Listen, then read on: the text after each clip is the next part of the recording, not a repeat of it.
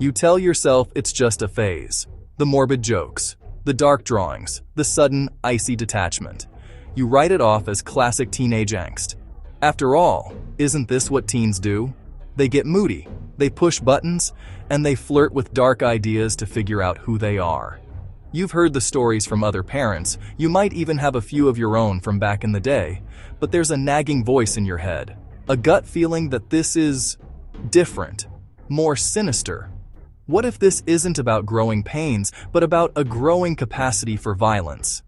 Adolescence is a storm of change, and for a parent, telling the difference between a passing fascination with the macabre and the first signs of truly dangerous traits is nearly impossible. But ignoring the patterns can lead to devastation. Today, we're decoding the critical signs that a teen has crossed the line from moody to menacing. We'll explore the chilling early warnings of psychopathic traits and violent tendencies. And most importantly, we'll give you a concrete plan of action. Because seeing the problem is the first step to stopping a tragedy in its tracks.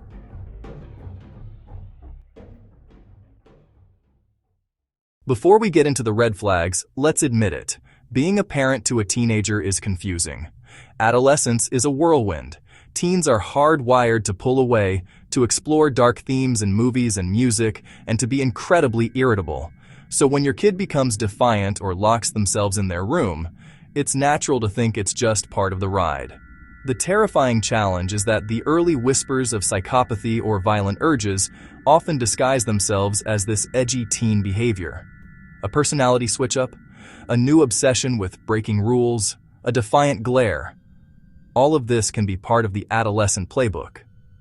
But they can also be the symptoms of a much deeper, more disturbing problem. The point isn't to hit the panic button every time your teen watches a slasher film or slams a door.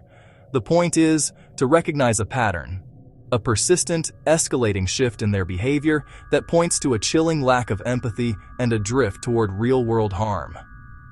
We're talking about a steady march away from normal feelings and toward a dangerous disregard for others. So, let's dive into what those shifts actually look like. One of the most bone-chilling warning signs, a true classic in the profiles of violent criminals, is intentional cruelty. This isn't about a clumsy accident or a moment of morbid curiosity. This is about a calculated decision to torment, torture, or kill animals, or to systematically bully and brutalize peers without a flicker of remorse. This kind of behavior is often a desperate grab for power, a way to feel dominant over something smaller and more helpless. The link between this and later violence is tragically clear. Jeffrey Dahmer, for instance, started abusing animals when he was just 10 years old. As a teen, his cruelty escalated from killing neighborhood pets to impaling animal heads on sticks, a gruesome display of a total lack of empathy that would later define his horrific crimes against people. This cruelty can also look like intense, strategic bullying or physical attacks on siblings and classmates. When your teen shows a consistent and remorseless indifference to the suffering of any living thing, animal or human, it's a 5-alarm fire. It's a signal that demands immediate and serious intervention. When your teen shows these patterns, intentional harm, indifference or satisfaction afterward, and blaming the victim, treat it as an emergency. Document specifics, set firm boundaries, and seek professional help immediately to ensure safety first. Another classic and deeply serious warning sign is an obsession with fire. This isn't a kid's normal curiosity about a flickering lighter. This is a compulsive urge to set fires, to wield destruction as a tool of power. For some, fire becomes a way to unleash bottled-up rage and feelings of powerlessness, offering a dramatic outlet for inner turmoil. Kip Kinkle, the 15-year-old behind the 1998 Thurston High School shooting, was known for his obsession with fire and explosives. He bragged about building bombs, searched for instructions, and reveled in destruction. This wasn't teen mischief. It was a mind spiraling toward violence, foreshadowing the murder of his parents and 2 classmates. Sure, lots of teens are fascinated by fire, but there's a world of difference between a supervised bonfire and a destructive obsession. A teen on a dangerous path sets fires impulsively, secretly, with intent to cause damage. That is a massive red flag, one that cannot be ignored. This next sign drills down to the absolute core of psychopathy, a fundamental inability to feel for other people. It's often described as being callous and unemotional. Your teen might become a pathological liar, expertly manipulate everyone around them for their own benefit, and show zero guilt after hurting someone or breaking a major rule. They might put on a charming face for the world, but underneath, they are cold, calculating, and empty. Ted Bundy is the textbook example. He was famously intelligent, articulate, and charming, a perfect mask to hide the void inside. He was a master manipulator who saw other human beings not as people, but as objects for his own gratification. He was simply incapable of feeling guilt or remorse for his horrific acts. It's true that teenagers can be selfish, but we're not talking about normal self-centeredness. A typical teen feels that knot of guilt in their stomach when they know they've messed up. A teen with a profound lack of empathy, like Bundy, just doesn't care. They see the pain of others as irrelevant, a glaring sign of a deeply concerning and dangerous personality. While plenty of teens will lie to get out of trouble, this red flag is about something far more sinister: compulsive, pathological lying. This is a pattern of habitual dishonesty where a teen lies constantly, often for no logical reason, and may even start to believe their own fabrications. The lies can be anything from tiny, pointless fibs to grand, dramatic sagas designed purely for attention or to manipulate people. This often goes hand in hand with manipulation.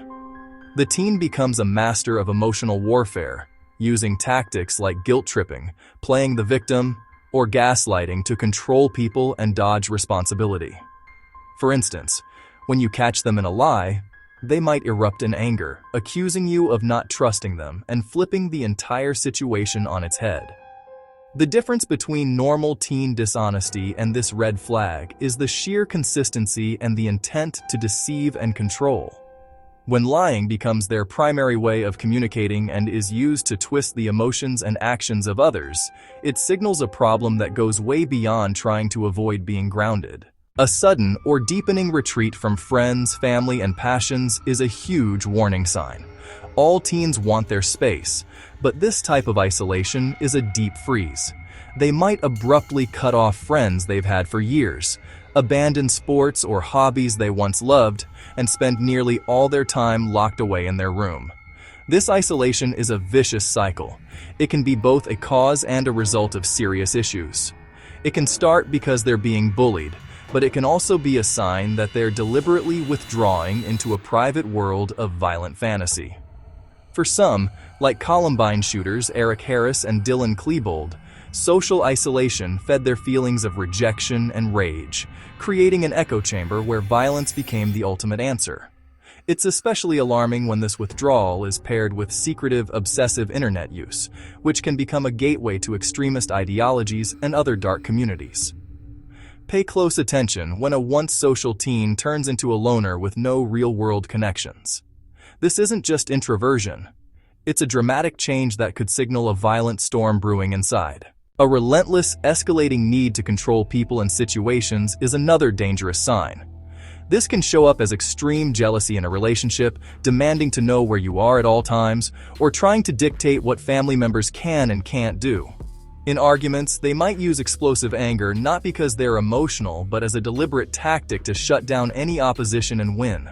This hunger for control is fundamentally different from a teen wanting more independence. Independence is about wanting to run their own life. A dangerous need for control is about wanting to run everyone else's. They may become enraged when they don't get their way. It can even manifest as weaponized incompetence, where they pretend they can't do something to force others to serve them. When this is paired with a lack of empathy, it's terrifying. The teen isn't just being bossy. They see people as pawns to be moved around for their own benefit. This pattern of coercive control is about pure power, and it can be a direct precursor to more overt violence. If you see this pattern, act, document the behaviors, set firm limits, and bring in professional help immediately. The final red flag is an intense, all-consuming preoccupation with violence, weapons, and death. This goes way beyond enjoying action movies or playing first-person shooters. This is a persistent and escalating fascination with the tools and tactics of real-world violence. They might start to idolize perpetrators, secretly stash concerning items, or spend hours digging into the goriest details of infamous crimes. Eric Harris and Dylan Klebold are a chilling example. Before the Columbine High School massacre, they built an arsenal and filled journals and websites with detailed violent fantasies about the attack they were planning. Harris, in particular, was obsessed with violence and wanted to leave a scar on the world. Many teens have a morbid curiosity about true crime or war, but there's a line. A curious teen learns. An obsessed teen starts to identify with perpetrators and fantasize about doing the same. If your teen's fascination with weapons and violence is growing, especially alongside other red flags, it demands your immediate and most serious attention. One of the biggest hurdles for any parent is telling the difference between these terrifying signs and a simple case of teenage angst. But making that distinction is critical for everyone's safety. Typical teen angst is all about mood swings, a desperate need for privacy, and pushing back on the rules. A teen might wear dark clothes, blast angry music, or get into horror movies. These are often just experiments with identity and, on their own, are not signs of danger. The game changer is the presence of a profound lack of empathy and actively harmful behavior. A moody teen is often wrestling with their own inner pain. A teen with dangerous psychopathic traits inflicts pain on others and feels nothing. A rebellious teen might break curfew. A teen on a dangerous path engages in acts like animal cruelty, setting fires, or calculated manipulation designed to cause harm. It's the presence of these actively malicious behaviors that separates a troubled phase from a potential tragedy.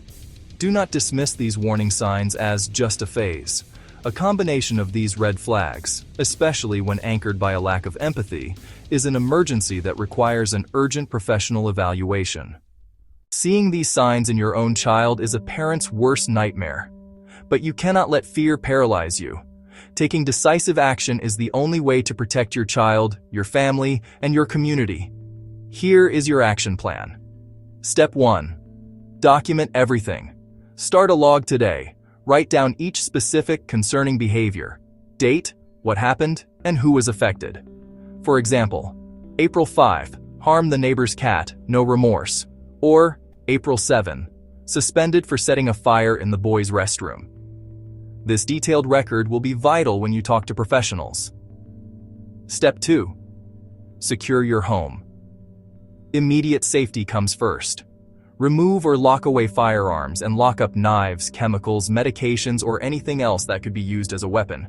Treat this with the urgency of a ticking bomb. Step 3. Seek an urgent professional evaluation. Do not wait.